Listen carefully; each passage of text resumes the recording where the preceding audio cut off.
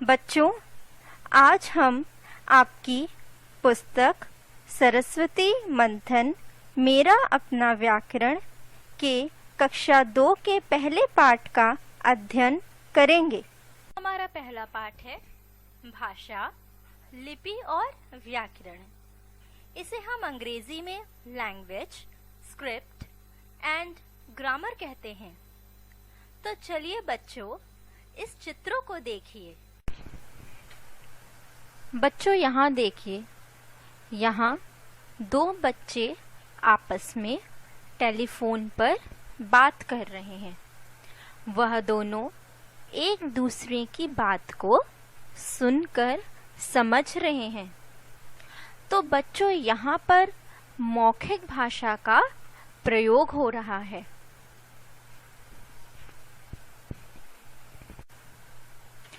अब बच्चों, यहाँ देखिए, यहाँ एक व्यक्ति अखबार पढ़ रहा है। अखबार पढ़कर अखबार के शब्दों को पढ़कर समझ रहा है। तो यहाँ पर लिखित भाषा का प्रयोग हो रहा है। चलिए बच्चों, अब हम आपकी पुस्तक में पढ़ते हैं कि इसे कैसे पढ़ाया है। हमारा पहला पाठ है भाषा, लिपि और व्याकरण। हम भाषा को अंग्रेजी में लैंग्वेज, लिपि को स्क्रिप्ट और व्याकरण को ग्रामर कहते हैं। बच्चों, हम सबसे पहले भाषा के बारे में पढ़ेंगे कि भाषा क्या होती है। बच्चों, आपके कक्षा में बहुत से मित्र होते हैं। आप उनसे बातचीत भी करते हैं। वे भी आपसे अपने मन की बात करते हैं। आपके माता पिता भी आपस में बात करते हैं। और जो आपसे दूर रहते हैं, उनसे आप पत्र लिखकर या फिर कंप्यूटर से मेल लिखकर भेजते हैं। आप अपने विचार उन तक पहुंचाते हैं और वे आप तक। तो बच्चों, अब आप समझ गए होंगे कि संसार में सभी व्यक्ति बोलते हैं और बातचीत करते हैं और अपने विचार प्रकट करते हैं। विचारों का यही आदान प्रदान ही भाषा है। तो आइए देखते हैं कि हमारी पुस्तक में इस पाठ को कैसे पढ़ाया गया है। बच्चों, अपने मन की बात दूसरों को बताने व दूसरों की बात समझने के लिए भाषा की आवश्यकता होती है। भाषा शब्द भाष से लिया गया है, जिसका अर्थ है बोलना। बच्चों, इन चित्रों को देखो।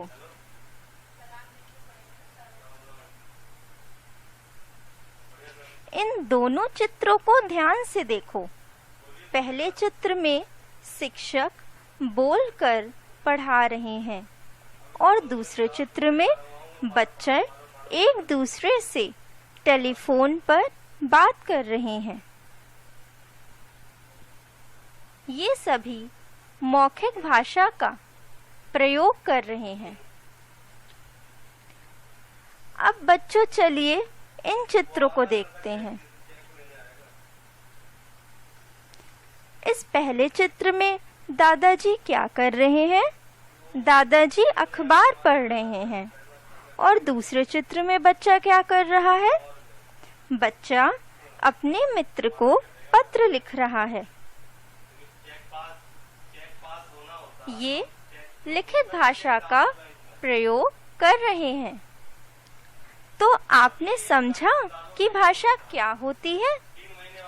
बोलकर, सुनकर, लिखकर या पढ़कर अपने मन की बात, विचार या भाव एक दूसरे को बताना भाषा कहलाता है।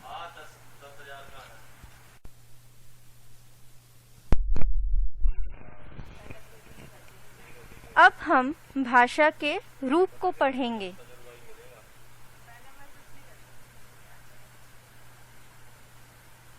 भाषा के दो रूप होते हैं,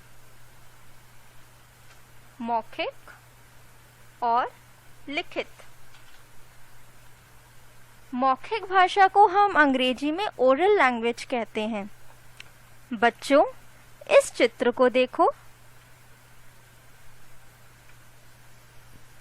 इस चित्र में दादी माँ क्या कर रही है? दादी माँ कहानी सुना रही हैं। और सभी बच्चे क्या कर रहे हैं? सभी बच्चे बड़े ध्यान से कहानी सुन रहे हैं एवं समझ रहे हैं। ये भाषा की मौखिक रूप है।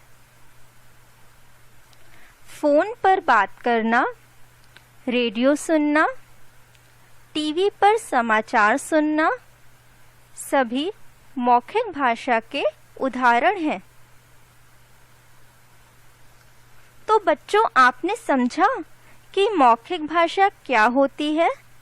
जब हम बोलकर या दूसरों की बात सुनकर समझते हैं, उसे हम मौखिक भाषा कहते हैं। तो चलिए अब आ जाते हैं भाषा के दूसरे रूप पर, लिखित रूप।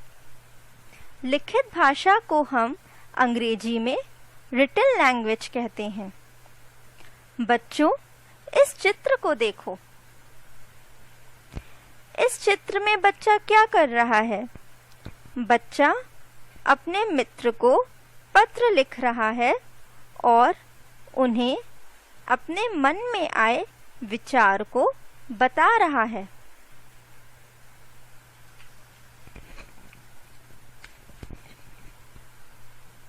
ये भाषा का लिखित रूप है। पत्र पढ़ना, अखबार पढ़ना, पत्र पढ़ना, पुस्तक पढ़ना आदि लिखित भाषा का उदाहरण है।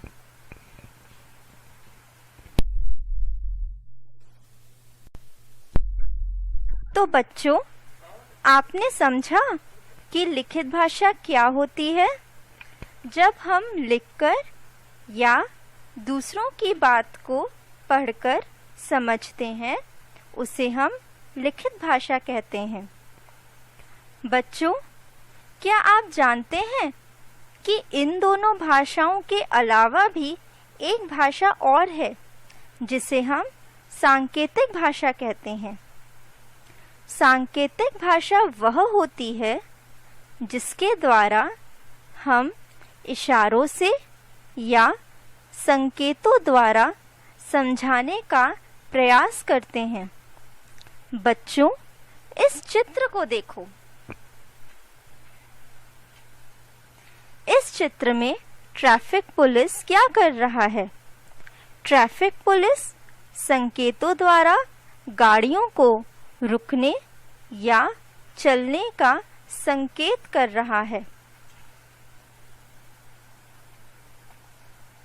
अतः जब संकेतों के माध्यम से या इशारे से समझाने का प्रयास किया जाता है, तो वहाँ सांकेतिक भाषा का प्रयोग होता है। लेकिन हिंदी व्याकरण में सांकेतिक भाषा को भाषा की मान्यता नहीं मिली है। बच्चों, अब हम आते हैं पशु पक्षियों की बोलियां पर।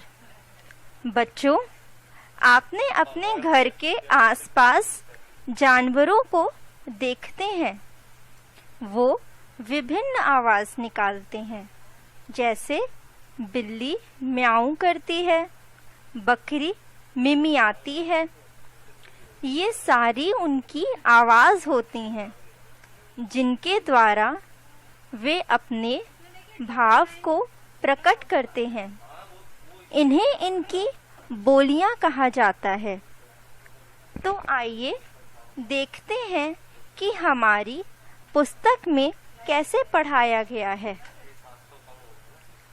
पशु पक्षी भी विभिन्न आवाज़ों के द्वारा अपने भाव प्रकट करते हैं। इन्हें इनकी बोलियां कहा जाता है। भिन्न भिन्न पशु पक्षियों की बोलियों को भिन्न भिन्न नाम दिया गया है। जैसे कुत्ता भौंकता है, तोता टें टें करता है। नीचे बने चित्रों को देखो। नीचे बने चित्रों को देखो और बोलियां समझो। गधा रेंकना, बंदर किलकिलाना, बिल्ली म्याऊं, ऊंट बलबलाना, बकरी मिमियाना, घोड़ा हिनहिनाना, हाथी चिंघाड़ना, कुत्ता भौंकना, गाय रंभाना, शेर दहाड़ना, कोयल कुहू कुहू करना, तोता टें टें करना, मोर पीहू पीहू करना, मुर्गा कुकड़ू कू करना, कबूतर गुटर गू करना।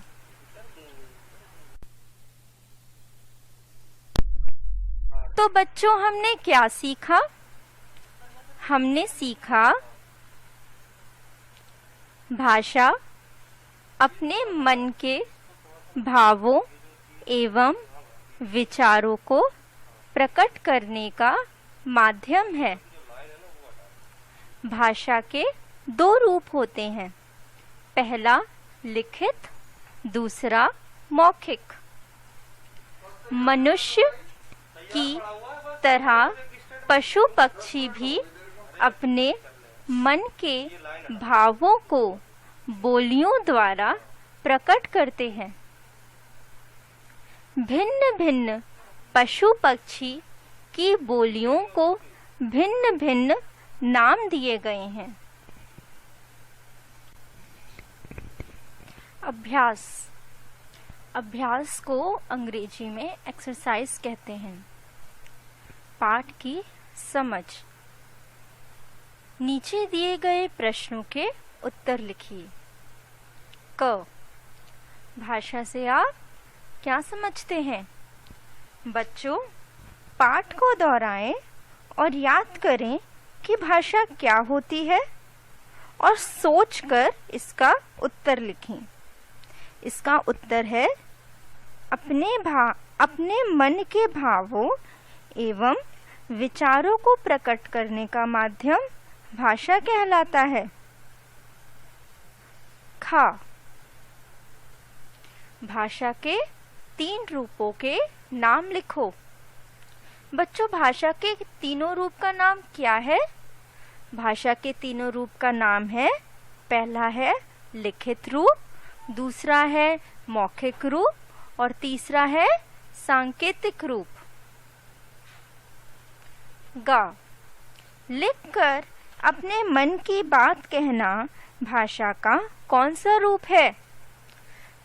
बच्चों, आपको मैंने पढ़ाया था कि लिखना, पत्र लिखना, किताब पढ़ना, अखबार पढ़ना, ये कौन सा रूप होता है भाषा का? ये भाषा का लिखित रूप होता है। तो इसका उत्तर क्या है? लिखकर अपनी बात कहना भाषा का लिखित रूप होता है। घा। पशु पक्षी अपने मन के भाव कैसे प्रकट करते हैं? जैसे हम बोलकर और लिखकर प्रकट करते हैं, पशु पक्षी अपने मन के भाव विभिन्न आवाजों द्वारा प्रकट करते हैं। भाषा की समझ। नीचे लिखे वाक्यों के सामने भाषा का रूप लिखिए। का। किताब पढ़ना। बच्चों, किताब पढ़ना भाषा का लिखित रूप है, तो आप यहाँ लिखित रूप लिखेंगे। ग, टेलीविज़न देखना। बच्चों, टेलीविज़न देखना भाषा का मौखिक रूप है, तो आप यहाँ मौखिक रूप लिखेंगे। घ, ट्रैफिक लाइट का हरा होना। बच्चों, ट्रैफिक लाइट का हरा होना भाषा का सांकेतिक रूप है, आप यहाँ उत्तर में सांकेतिक रूप लिखेंगे।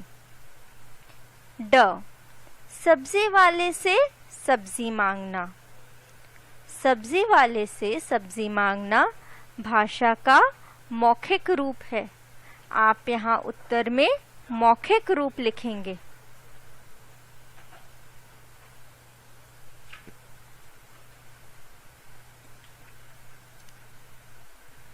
नीचे लिखे कथनों में सही पर सही का तथा गलत पर गलत का चिन्ह का प्रयोग करिए।